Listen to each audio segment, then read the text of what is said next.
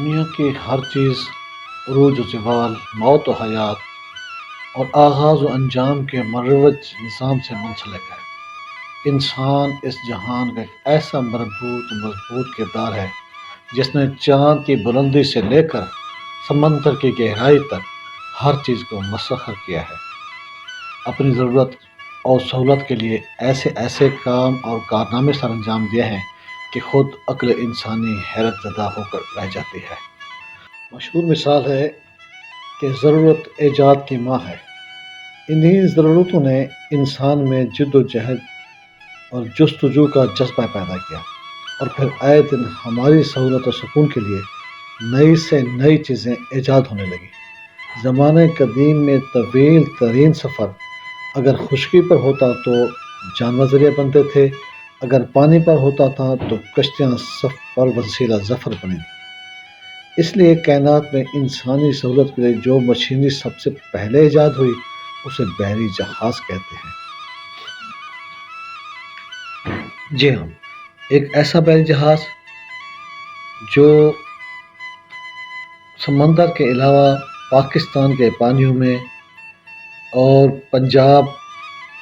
جنوبی پنجاب کے علاقے میں جو چلتا رہا، اس کا نام انڈس کوئن ہے۔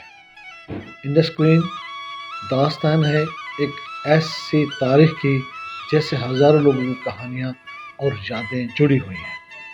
18ویں صدی عیسوی کے آخری اشرے میں ایک جہاز نواب آف بہاولپور سر صادق احمد خان اور دوسرا جہاز میری کوئین فرانس کے بادشاہ نے ذاتی استعمال کے لیے تیار کروایا، جسے دریائے سندھ انڈس ریور میں چلا کر لایا گیا۔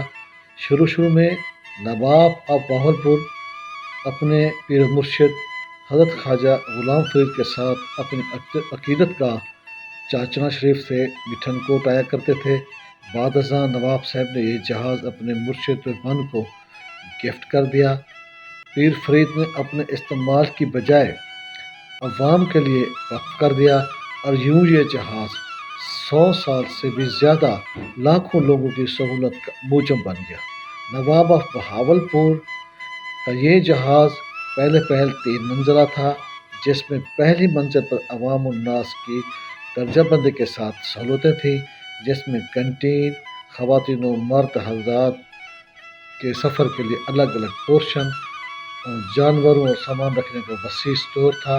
دوسری منزل پر اسپیشل سلیپر جہاز کے عملے کے لیے کیبن، مسجد اور دیگر سہولتیں تھیں، جبکہ تیسری منزل پر عرشہ اور آرام آسائش سے مزین دبیز و خوبصورت قالین سے مرصع خصوصی کمرے تھے، جس میں نواب صاحبان، ان کی فیملی اور حضرت خواجہ غلام فرید صاحب ان کے خاندان کے لوگ سفر کرتے تھے۔ اس دور میں شیر دریائے سندھ اپنی پرجوش اور خوفناک لہروں کے ساتھ تقریباً 22 کلومیٹر چوڑائی میں پھیل کر چلتا تھا، اور انڈس کوئن اس کے گہرے پانیوں میں شیر کی طرح سفر کرتا تھا۔ 12 دن سفر کرنے کے بعد انڈس کوئن ایک کنارے سے دوسرے کنارے تک پہنچتا تھا، پھر دوسرے دن گہرے پانیوں میں سے ہوتا ہوا شام کو واپس اپنی منزل مقصود تک پہنچتا تھا۔ دونوں طرف لکڑی کے بنے ہوئے تختے، عرشے یا پھر پلیٹ فارم لگائے جاتے تھے، جہاں مسافر آرام سے اتر کر اپنی منزل مقصود کو روانہ ہو جاتے تھے۔